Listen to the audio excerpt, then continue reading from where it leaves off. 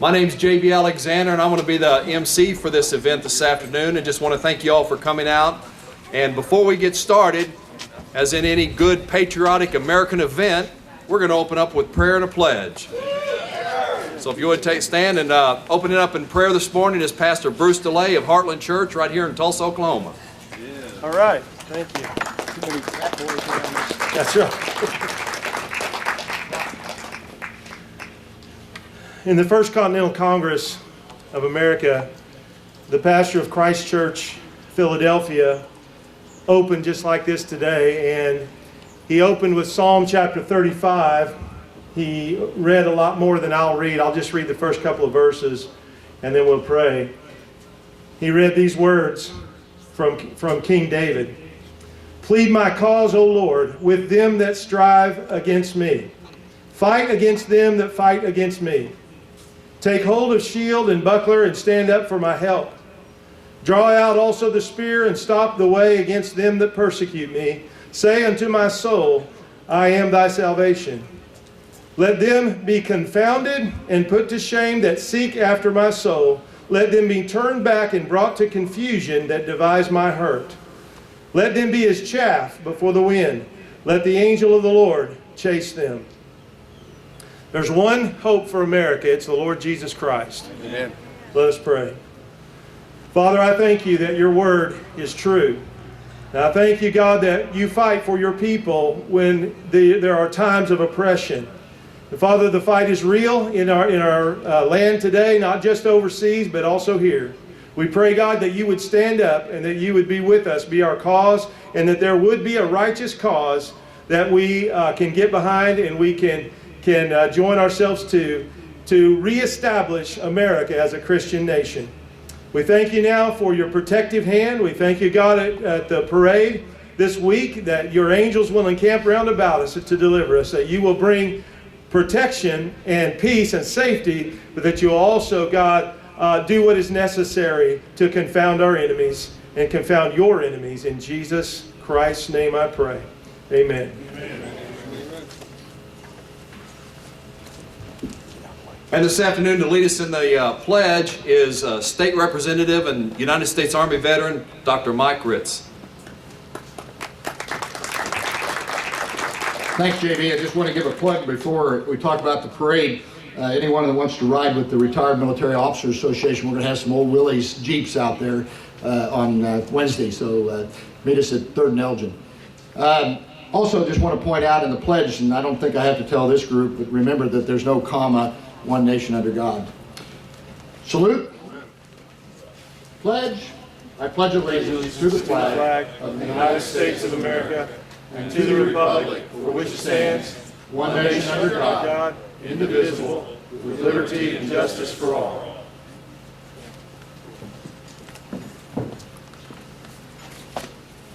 Thank you, Pastor DeLay and Representative Ritz. Appreciate your coming up and leading us in the prayer and the pledge. Before we get started, and you all can take your seats if you like. I feel like a pastor on a podium that just forgot to tell them to sit down. Just don't pass the plate. Just don't pass the plate. You know, before we get started, I just want to say a few words about what this rally is about and what this rally is not about. And through social media and the media, it's gone around this last week, the events, and that's about CAIR being in the Veterans Day Parade. This is not about if you're a Christian veteran, if you're a Muslim veteran, if you're an atheist veteran, if you're a Jewish veteran. If you served in the United States military, if you took an oath to stand up with the United States Constitution and you swore to defend this country from enemies foreign and domestic, and if you served honorably in any branch of the military, we thank you. Today's rally is about an organization called CAIR, the Council on American and Islamic Relations, and their history of who they are and what they stand for. They were created by Hamas. They're in the United States to funnel money back into the Middle East. They refuse to condemn the attacks of Hezbollah and Hamas and the terrorist attacks that they are occurring in the Middle East. It has been documented by the United States Justice Department that they are an unindicted co-conspirator to terrorist organizations in the 2007-2008 Holy Land Foundation trials. The FBI in 2008 broke off communications with them because of their terrorist organization ties. You're going to hear some of the speakers today talk further about that. That is what this rally is about. We have military men and women who have fought and died in this country, particularly since after 9/11, that have stood and fought against organizations that CAIR cohabitates with. And I, for one, will not accept that. So today, this evening, this afternoon's rally is to try to help bring that message out more about who they are and why some of the veterans organizations have dropped out of the Veterans Parade in Tulsa this year, and to talk about that organization and to bring it more into the public eye. So with that, we have some speakers today that are going to be talking and talking about that event. And our first speaker today is the Honorable Rex Duncan. Mr. Duncan served in the Oklahoma State House of Representatives for a time. He is currently the Oklahoma District Attorney for the 27th Judicial District in Oklahoma, which encompasses Osage County and Pawnee County. Mr. Duncan served in the State House of Representatives from Sand Springs, and while serving as a member, authored State Question 755, the International and Sharia Law Amendment, which was passed by a vote of the people by more than 70% in November 2010. He is also a retired colonel from the 45th Infantry Brigade here out of Oklahoma and has served tours in Afghanistan. So with that, it is my great privilege to introduce to you the Honorable Rex Duncan. Thank you for being out here today. It's a nice day. We're blessed with good weather, and we're blessed with this opportunity in this country, what is still largely a free country, to assemble and talk about threats that face our state and nation. And ladies and gentlemen, this is a threat to a military tradition. It's a slap in the face, a poke in the eye to the men and women who have honorably served this great country in all branches of the military, and a poke in the eye and a slap in the face to military traditions. This particular parade has gone on for 97 years, and it has done just fine, thank you, without being turned into a political cauldron for an organization to get a hateful message out. Tulsa's hosted this parade to say thank you and to honor men and women for their military service to America. Oklahomans from all across the state and a number from surrounding states have made this parade an annual event. Their support has many times been through the business community. Schools participate, and families have participated either in the parade or simply by watching, bringing their lawn chairs, sitting on the curb, standing on the sidewalk, and watching the entries go by.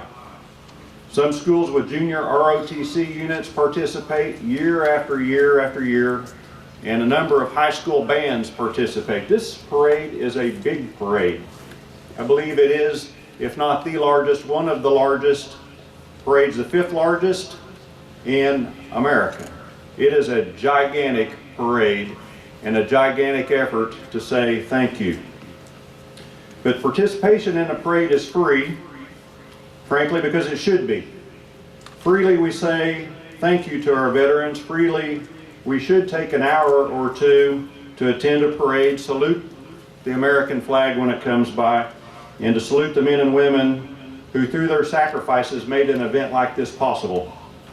In so doing, we also honor those veterans who have gone before and on whose shoulders current generations stand to pass the torch to the next generation. Never, not in nearly a century of parades, has an entry like CAIR sought to disrupt and offend the very men and women, and in reality, the tradition of this fine parade. My comments are directed to Oklahomans who don't know what CAIR is and for what purpose it exists. These are my opinions, and while others may agree, I'm not here as a spokesman for any organization or office. These are my opinions.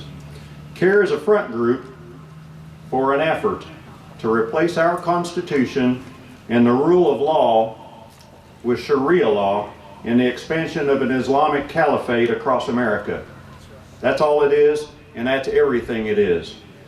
CAIR advertises itself as a human rights organization and makes full use of the First Amendment and IRS tax exemptions to expand its base, its recruiting, and its fundraising.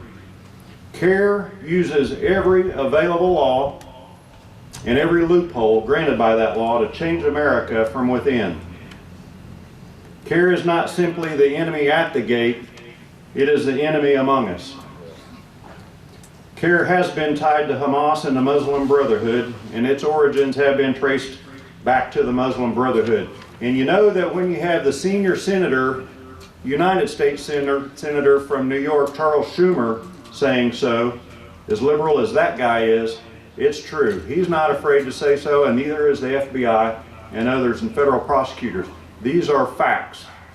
The First Amendment protects speech, including offensive speech. CAIR's application to participate in the Veterans Day Parade on behalf of an organization committed to the spread of Islam is in fact offensive to veterans. Our Constitution gives them that right, just as it gave Fred Phelps and the Westboro church lunatics in Topeka, Kansas, the right to protest military funerals. Both are offensive, but both are protected. So to Oklahomans who haven't heard of CAIR and wouldn't necessarily recognize its float in a 90-minute long parade, know this. CAIR isn't in the parade to honor veterans, it's in the parade to offend veterans. If you see the CAIR float, think of church lunatics and worse, and then you turn your back on it. Our greatest generation, our World War II and Korea War veterans, served their entire careers and perhaps lived their entire lives prior to the establishment of CAIR. Unless they regularly follow political news, they may not be aware of its existence. Our Vietnam era veterans, by virtue of being younger, may be aware, may not be aware. But our post 9/11 veterans have heard of CAIR and have witnessed the ridiculous, politically correct dismantling of our military by the most despised commander-in-chief ever. It is not coincidence that during the past 7 years, CAIR has exploded onto the scene and operated with impunity and without restraint. It is imperative that baby boomers and every younger generation understand what CAIR is. That it is nothing more than the propaganda arm of spreading radical Islam in America. Plenty of Muslims have served and are serving in our military. As individuals, they are represented across the spectrum of services and have likely been participating in the parade for years.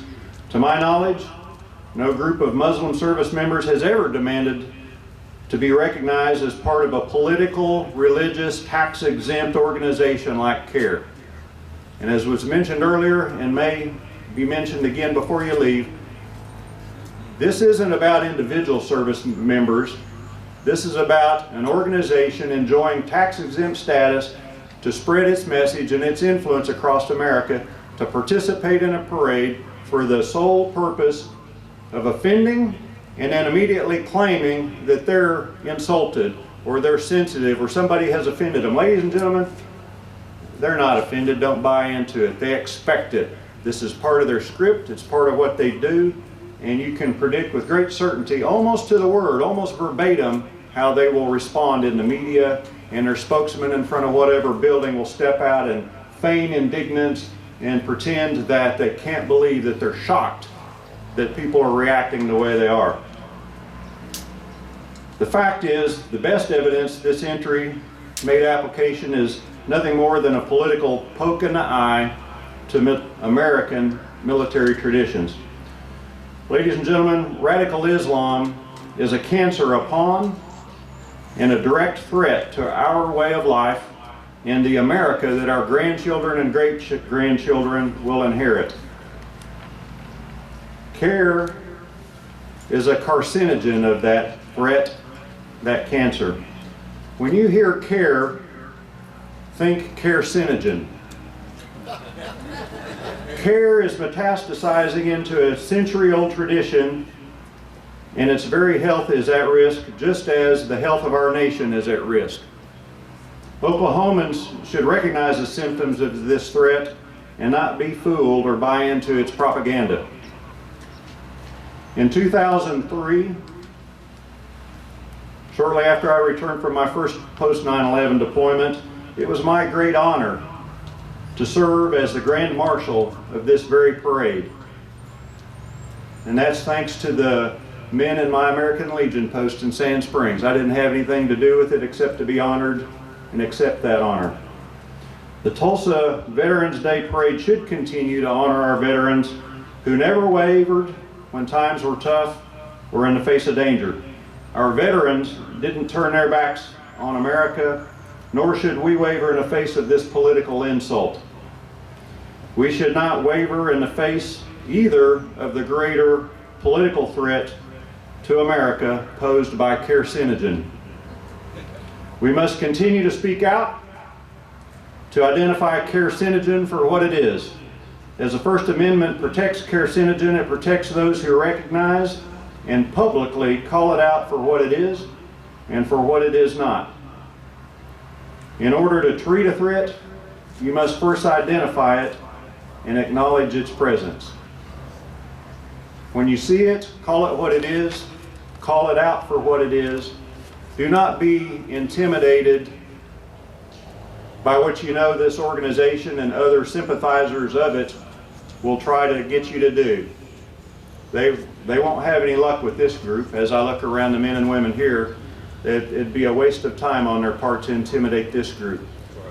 But others, people you know, members of your family, your colleagues at work, people you go to church with, you must share with them what this organization is. It is a carcinogen, it is carcinogen, and it is that direct threat to our grandchildren and great-grandchildren. And if we don't stand up and call it what it is and be the generation to say enough, who will? Thank you, and God bless America. Our next speaker this afternoon is the Honorable John Bennett. Mr. Bennett is a state house, a member of the Oklahoma State House of Representatives, representing the area of Sallisaw, Oklahoma. Mr. Bennett also is currently serving in the United States Marine Corps Reserve at the rank of Command Sergeant Major, and has been in tours in Afghanistan and Iraq both. So with that, I take the great pleasure of introducing to you the Honorable John Bennett.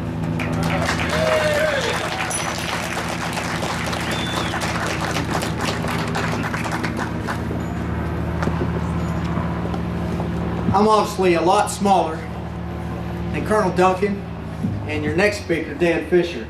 But that's okay, and I'll tell you why. One of the reasons why it's a blessing to be smaller than both of them. They're both pretty good sized men and warriors, and I appreciate both of them. However, when the enemy starts shooting at you, it's a lot easier to hide behind a rock this big than a building this big. So it does have its benefits. You have to excuse me for wearing my glasses. He mentioned I was in the Marine Corps. 21 years, serving in Iraq and Afghanistan, and in my job field, I was around the Islamic ideology. I was in the villages, I was with these individuals. And I didn't know as much then as I do now, but I started learning from them. What drove them? What drove organizations like CAIR and Hamas, Al-Qaeda, Taliban, Boko Haram? What drives them to want to kill us? The only free beacon in the world, the only country that give to them and try to make their lives better. But they want to kill us. Just slap us in the face. But I learned and I understood, and I also understood that most Americans don't understand what that ideology is all about. And CAIR, the Council on American Islamic Relations, expresses that ideology. They live that ideology, and it's in their hearts. But it's deception. They will deceive you and trick you into believing that they're a peaceful, fun-loving organization. But so was Saddam Hussein. In the Marine Corps, we have a Marines hymn. And in part, it says, from the halls of Montezuma to the shores of Tripoli, we will fight our country's battles in the air, on land, and sea. The United States Marine Corps was one of the first ones to fight the Barbary pirates. We have been at war with these individuals for years. For years, they've attacked us and tried to destroy the American way of life. And CAIR represents every bit of that. Every single bit. It's an honor and pleasure to be here today, and I promised the organizers that I wouldn't speak more than an hour. So you're going to have to listen fast. When I first got into the legislature, one of the more senior legislators, senior as in being there a while, and he was a little bit older than me, he said, "Let me give you some free advice, son." I said, "What's that?" He said, "If you ever get invited to speak in public, remember a couple of these things. Get in, stand up, speak up, shut up, sit down, and get out as fast as you can." I said, "You got it." So you're going to get it today. Our future, my future, your future, our children's future is dependent on the people who show up. You've shown up. I thank you. The veterans of this state in America, thank you, because you care enough to show up. Show up and make a difference and stand on that wall. Because if you're not standing on that wall with me and with every other God-loving, gun-toting, freedom-loving American, we will be conquered from the inside out. So thank you for showing up. I'm a Christian. I love God with all my heart. I love to read the Bible. And when I read the Bible, and the stories in the Bible, like David and Goliath and so many other wonderful stories, I try to envision what that story is telling me. I try to play it out as if I'm there. And it means so much more to me, and I can understand it and grasp it and share it with somebody else. So when I hear good stories, I try to grasp those and present those to other people to try to get my point across. It wasn't a biblical story, but it was a great story. And the famous phrase and line that everybody's heard is, "Houston, we have a problem." Houston, we have a problem. We probably all remember where that phrase comes from, don't we? Well, some of us, most of y'all probably my age or older. Not much older, but a little bit older. So you probably remember where that phrase comes from. So you see, there was an explosion on Apollo 13 spacecraft, and it had destroyed the navigation system, and there was a great question as to whether the astronauts would have been able to make it back safely to planet Earth. After hours of conversation with Mission Control, Houston and Commander Lovell made a decision. They knew they only had one chance to make it home safely. Just one chance. Commander Lovell put some tape on the spaceship window in the form of a cross, or crosshairs. And for 14 seconds, probably the longest 14 seconds of his life, he tried to keep Earth within those crosshairs so they could make it home safely. I couldn't imagine being there, but he had his priorities. And his priorities was getting him and his crew back to Earth. He had to manually guide and direct that spacecraft into re-entry back towards Earth. And he kept his focus on his priorities, and he didn't let anything come in between him and that priority of getting home. And it ensured he and his crew returned home safely. And we all know how that story ended, right? They all returned home safely. They returned home safely because Houston and Commander Lovell kept those priorities in their crosshairs. Our priorities are our veterans and the freedoms that they made sure that we have still today. But some of those problems that we're dealing with to make sure we get to freedom is organizations like CAIR. We have to stop them. We can't let them come in here and steal away our priorities that our veterans fought so hard for. So we're here today because a known terrorist group thinks it's okay to participate in our Veterans Day Parade in Tulsa. CAIR, or the Council on American-Islamic Relations, and its true beliefs are the complete antithesis, or completely backwards, of our U.S. Constitution. Completely. CAIR doesn't care about our veterans or their family members. They don't care if you got run over by a truck tonight. That's not their priorities. They just want to dominate our Veterans Day Parade because it's their own twisted way and a form of domination and supremacy to promote their Islamic agenda. What's that agenda? What is their agenda? What's CAIR's agenda? I couldn't think of a better way to tell you than let CAIR, in their own words, tell you what their agenda is. The executive director of the Dallas-Fort Worth branch of CAIR told this in his own words. According to the leader of the Council on American-Islamic Relations, Muslims living in America should not be bound by U.S. law. If we are practicing Muslims, we are above the law of the land. That was Herman Mustafa Carroll. He was the executive director of the Dallas-Fort Worth CAIR branch. Dallas-Fort Worth, Texas. This is what he said publicly in the paper. Do you have any doubt? Do you really think that CAIR is here to support our veterans? No, they're not. And that's one way to prove it. The Muslim Brotherhood and CAIR have been directly or indirectly responsible for funding terrorism that have killed thousands of Americans. Thousands. They're sending money today to Hamas to kill our allies, the Jews and Israelis. Today. They're still doing it. And they're doing it right here in our backyard. They were an unindicted co-conspirator in the largest terror financing trial in United States history, the U.S. versus the Holy Land Foundation trial. But I hear this a lot. Well, they were unindicted. Why do you think they were unindicted? Up till 2008, there were 108 convictions in that trial. CAIR was on that list. What was the most life-changing, detrimental thing that ever happened to the United States of America in 2008? President Barack Hussein Obama. Barack Hussein Obama was elected, and he appointed Eric Holder as the Attorney General. Well, who was responsible for prosecuting the unindicted co-conspirators list? The Department of Justice. Obama and Holder said, no, we will not prosecute anybody else. So what does CAIR do? Hey, this is our opportunity. Pretty smart on their part, really. They petitioned the federal courts. They said, hey, we want our name taken off of there because we're unindicted and DOJ is not going to prosecute.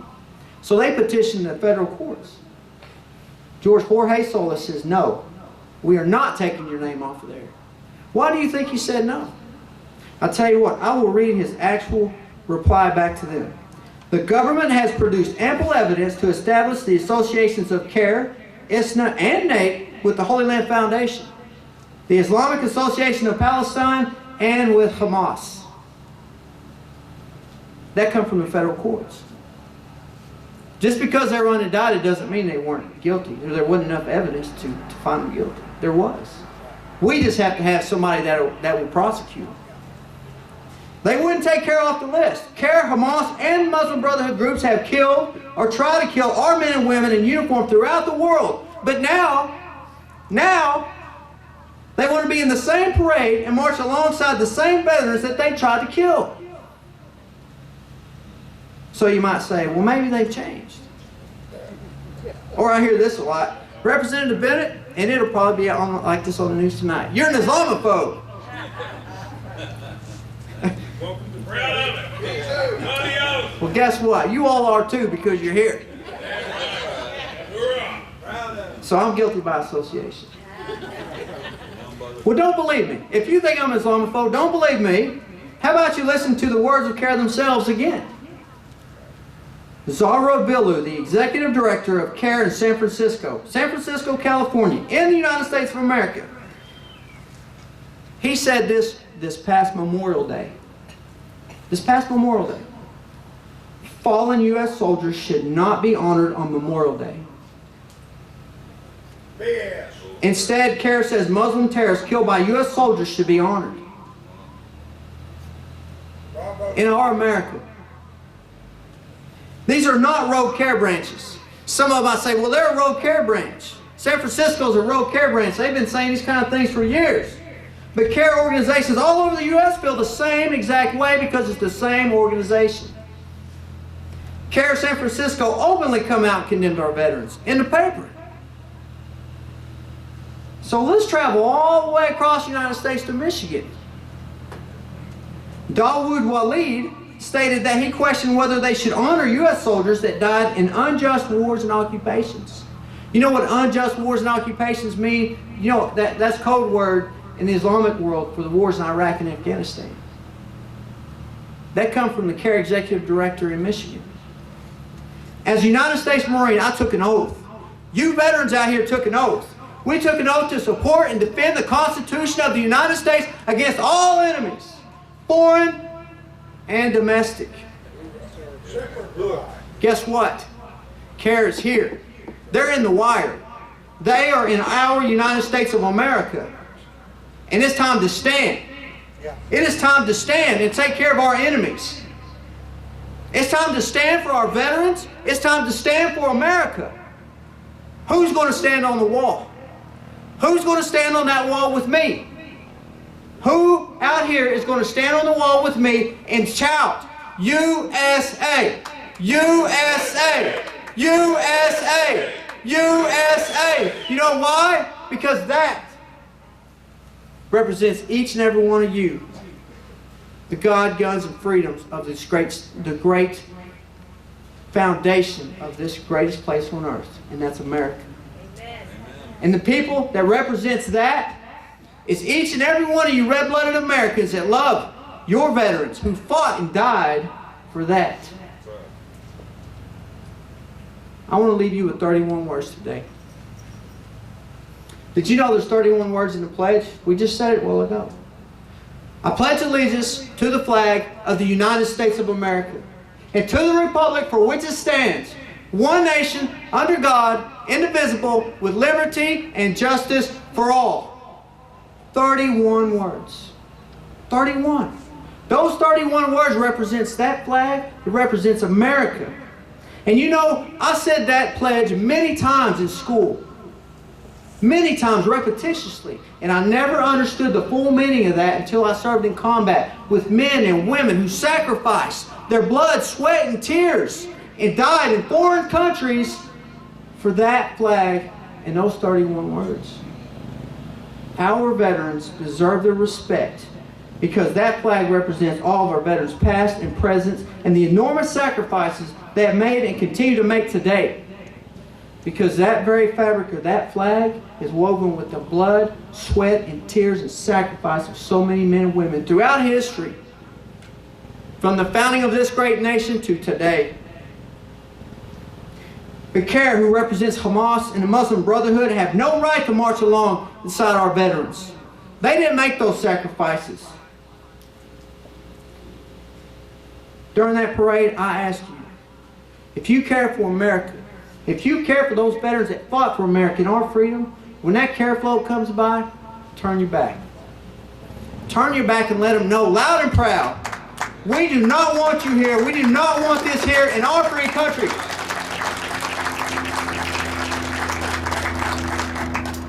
Because if we don't stand tall and now make our voices heard, I'm afraid what Ronald Reagan said many years ago might come true. Ronald Reagan told us that freedom is never more than one generation away from extinction. We didn't pass it on to our children in the bloodstream. It must be fought for, protected, and handed on for them to do the same. Or one day we will spend our sunset years telling our children and our children's children what it was once like in the United States where men were free. Now is the time to stand on the wall together and be counted. Will you do it for our veterans? Stand on the wall for our veterans. God bless each and every one of you. God bless the veterans, and God bless the great state of Oklahoma.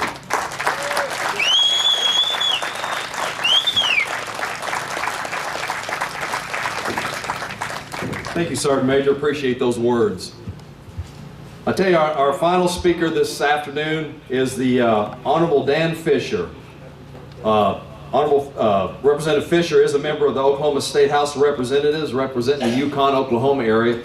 He is also a full-time pastor at Lakeview Baptist Church in Yukon. Representative Fisher also travels the United States doing the presentation, Bring Back the Black Robed Regiment, and is the author of books titled Bring Back the Black Robed Regiment. And I tell you, if you haven't had the privilege to go listen to Pastor Fisher's presentation, you need to do so. He's going to have about 15 minutes to talk to you tonight. But something that our public education has failed to do for so many years is educate our youth about where our country started, the foundation of this great nation, and how it built and how it received God's blessings. And I tell you what, Representative Fisher does a phenomenal job at that, and if you ever get the opportunity to go listen to that full presentation. So with that, it takes great honor and my privilege to present to you the Honorable Representative Pastor Dan Fisher.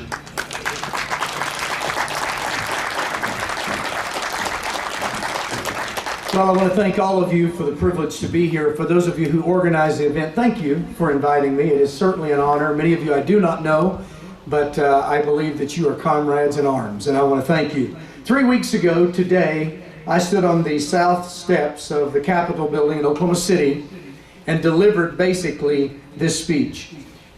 My job then, as it has been assigned to me today, is to try to explain how we've gotten to this place. How did we get here? Isn't that a valid question to ask? For instance, how did we allow our culture to so degrade itself that there are places in our American cities where law enforcement will not go because of lawless groups like the ones that we're talking about today? What happened in America to allow whole towns now like Dearborn, Michigan, to be facing the kinds of challenges that they're facing with this kind of group? What happened in America that we allowed our president and his administration to make a deal with those who are bent on our destruction, where we're helping them to literally promote within their own country the ability to design ICBMs that can deliver nuclear warheads, when they were actually chanting while we were doing the treaty ceremony, "Death to America"? What in the world has happened to us to allow this kind of thing? How did we get here? Well, I think the best answer is to deal with the states themselves and how we have let down our guard. We have somehow gotten to the place that we've forgotten the very words that brought us together at the beginning. So I want to read to you just a little piece of the preamble of the U.S. Constitution. I want you to listen to these words. We, the people, not the Congress, not the President, we, the people of the United States, in order to form a more perfect union. Notice it does not say nation, it says union. Now, why did our founders choose those words? Well, first of all, they began with "we the people" because they believed in the consent of the governed. No matter who you read of our founders, whether it's Gouverneur Morris, who was one of the signers of the Constitution, John Jay, the first Chief Justice of the U.S. Supreme Court, James Wilson, another signer of the U.S. Constitution, Thomas Jefferson, or James Madison, every one of them, and I have quotes right here in front of me, where they literally said the magistrate in America is not the king, it is the people, and the people are the king. Now, how did we move from that position to where we are today? Are you as tired as I am of having Washington, D.C. to tell us what we can and cannot do? Are you as fed up as I am with having the EPA and everybody else coming into Oklahoma telling us how we can live? Are you as tired as I am of these egotistical judges, 9 of them in black robes in the Supreme Court, telling us and defining for us what is right and what is wrong and telling us what marriage is? Are you as tired of that as I am? Then if you are, then we need to listen to some things that I'm going to say here. Now, 3 weeks ago, I was speaking to a group of somewhere between 2,000 and 5,000. There aren't that many here today. So you're going to have to talk back to me, okay? Because I'm not here to talk to you. I'm here to talk with you. Now, I want you to listen to some of these things. First of all, consider the price that our founders paid to win their independence. They had fought against the largest, most well-equipped army of their day that was overreaching and was tyrannical to them as they saw it. Now, once they had won their independence, does it even make sense that they would have turned around and then created another high-powered central government that they would have to someday turn around and fight, just like the one they had just defeated? Would that have made any sense for them to surrender their sovereignty once they had won it? No. In fact, if you listen to those living in that period of time, they would often say the United States are. In fact, up until the war between the states, that was the common nomenclature. The United States are, which of course refers to plural sovereign states who voluntarily joined a union, surrendering very limited power to this central government. After the war between the states, that phrase changed. It became the United States is. Now, I believe in the Union as much as anybody else, and I'm certainly not calling for some type of revolution or some type of civil war, but I want you to understand the thinking of the founders. The founders believed that the states were sovereign, that they had literally, voluntarily joined a union where they gave certain limited powers to this new central government that they were founding. In fact, you'll find that section in the Constitution in Article 1, Section 8. It's called the Enumerated Powers section. And they named and listed the very powers that they were granting to this new central government. We call it a federal government. It's anything but federal today because it doesn't represent any of us. In fact, I believe they exist to tell us what to do. But in those days, they were offering limited power to them. In fact, James Madison in Federalist 45 said that the powers that are granted to this new federal government, I want to use his words, are few and defined. How many powers were left to the people in the states? Well, he tells us, numerous and indefinite. Now, I want to ask you this question. Do you believe that Washington, D.C. today believes that their powers are few and defined? Do you believe that? No, they do not. So how did we get into this mess that we're in, where you have a group that is literally speaking out against our veterans and have the stated purpose of replacing our Constitution and our government with Sharia law? How did we get here? I can tell you how we got here. We let down the guard. We stopped fighting for the very things that we believe in. Thomas Jefferson said that when this federal government was formed, you know what it could best do? I want to quote.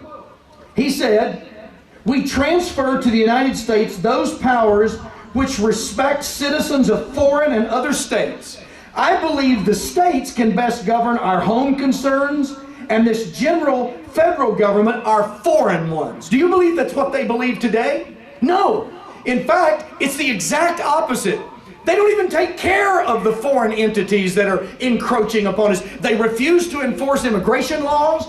They refuse to keep us safe. All they want to do is tell the states what they can do.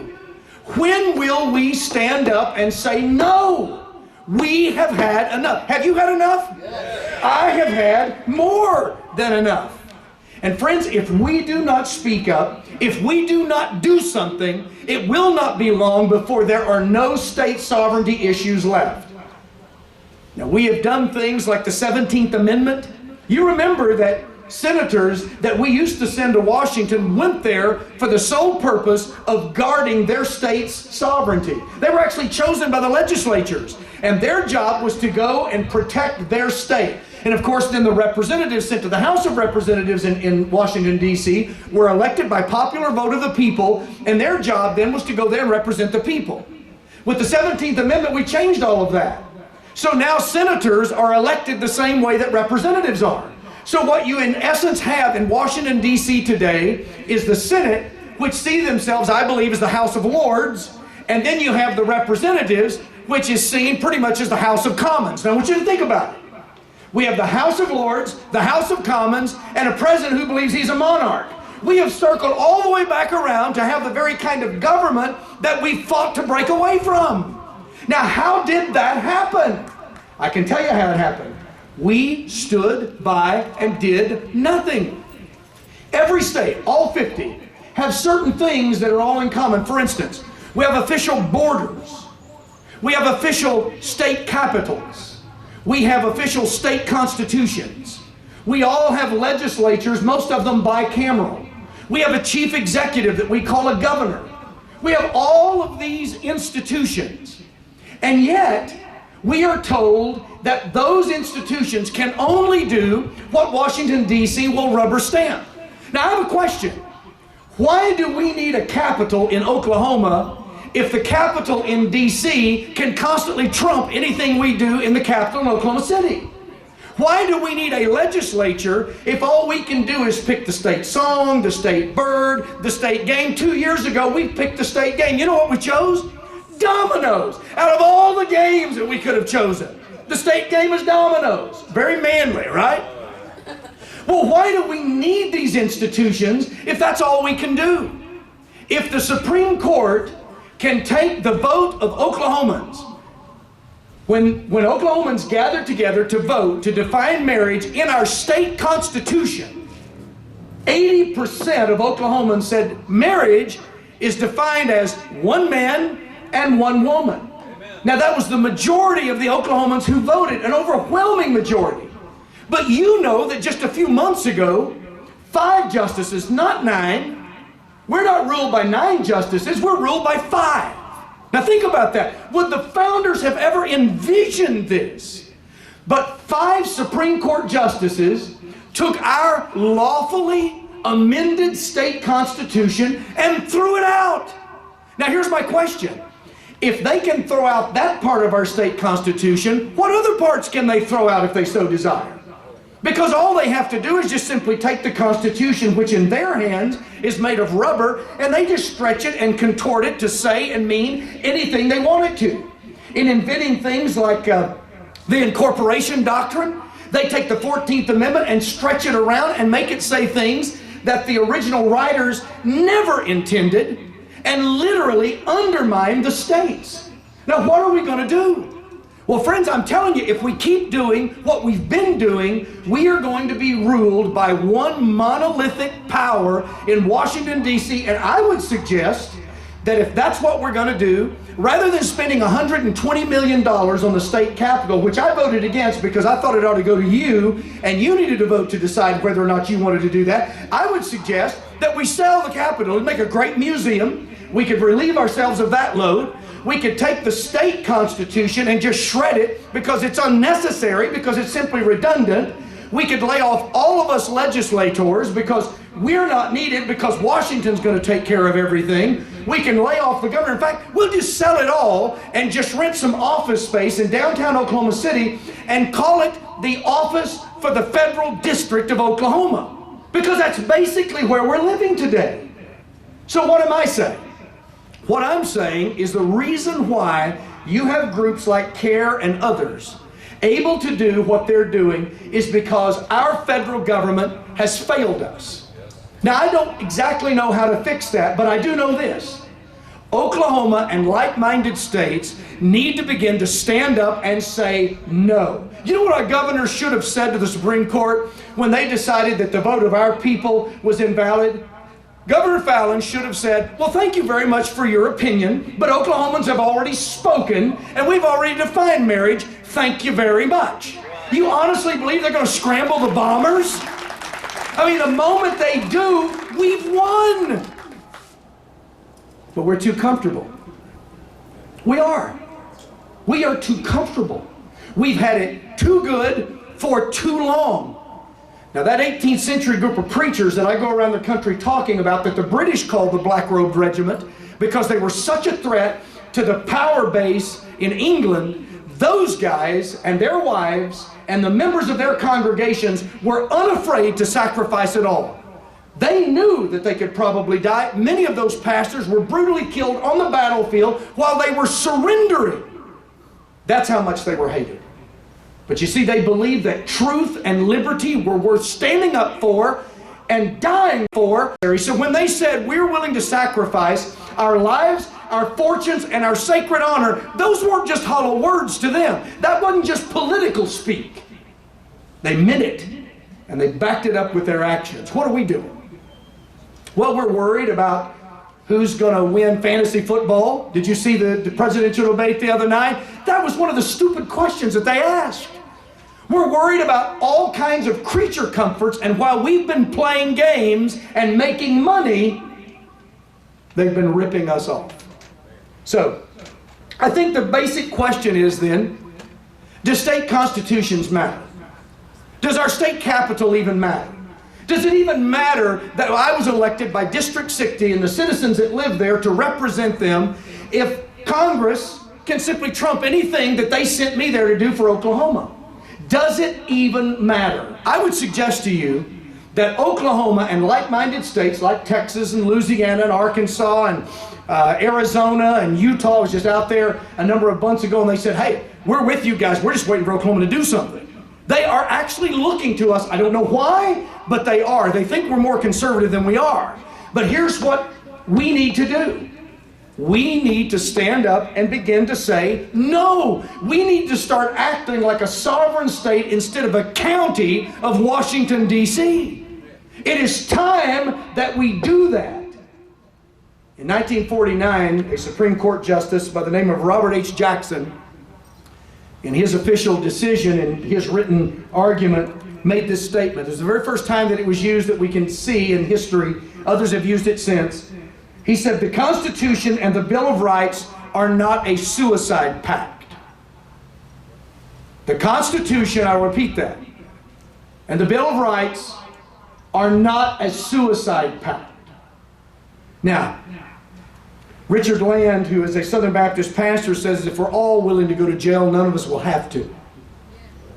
We are coming to the place, ladies and gentlemen, where we have to decide what is most important to us. I have 2 little grandchildren. I left my little 4-week-old granddaughter a while ago to come up here, and I was honored to do it. You know why? Because she's going to grow up in a world completely different from the one I grew up in. And if things do not change, she will not be free. She will not know what liberty means. And so if that happens, someday, if that sadly happens, when she asks me, and my family, of course, chose the name that my grandkids are going to call me, and guess what it is? Geese, short for geezer. So when she looks at me and she says, Geese, what were you doing when groups like CAIR and groups in Washington, D.C. were running over our liberties and ripped the Bill of Rights and everything else away from us? Let me tell you what I want to be able to tell her. I want to be able to say, Lucy, unfortunately we lost that fight, but I gave it everything that I had. Are you willing to say that? And are you willing to do that? Because that's what we must do. And you can begin by taking back your rights Wednesday at this parade. Don't be embarrassed. Don't apologize. When that float comes by, turn your back. Because we need to turn our backs toward a lot of other things too. And it is time that we stop talking about it and we start doing it. I want to finish with this idea. Either our states matter or they don't. It's as simple as that. We cannot guard our rights if we're going to allow a monolithic government in D.C. run over us. Now, nobody wants a war, and I'm not even talking about war. There are so many political weapons in our arsenal if we just have the courage to use them. But I can tell you this, I would rather die on my feet than live on my knees. What about you? I would rather die on my feet than live on my knees. Can you say that with me? I would rather die on my feet than live on my knees. I would rather die on my feet than live on my knees. We must stand for what is right and never apologize and never back up, but turn our backs toward those things that are wrong. Thank you so very much for allowing me to be with you today. God bless you.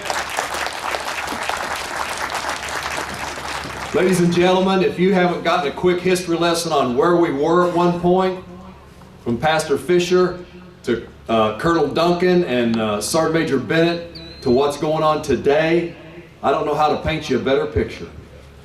The enemy is inside the wire. CAIR is not here to coexist with all the rest of us. They have an ideology, they have a mission, and they're carrying it out. They have it written down, they talk about it, and they're acting upon it. So Wednesday, I urge you, if you're able to attend the parade. Over to my left, to your right, is a table. And those little flyers that you've got, we've got them in bundles. And we've got 3,000 of them. If you're going to attend the parade Wednesday, I urge you to scatter out amongst the parade route and hand these flyers out to everybody that you can hand them to. Have them turn their back on that float when it comes by. So many men and women throughout the history of our nation have bled and died for our freedoms. We can turn our backs.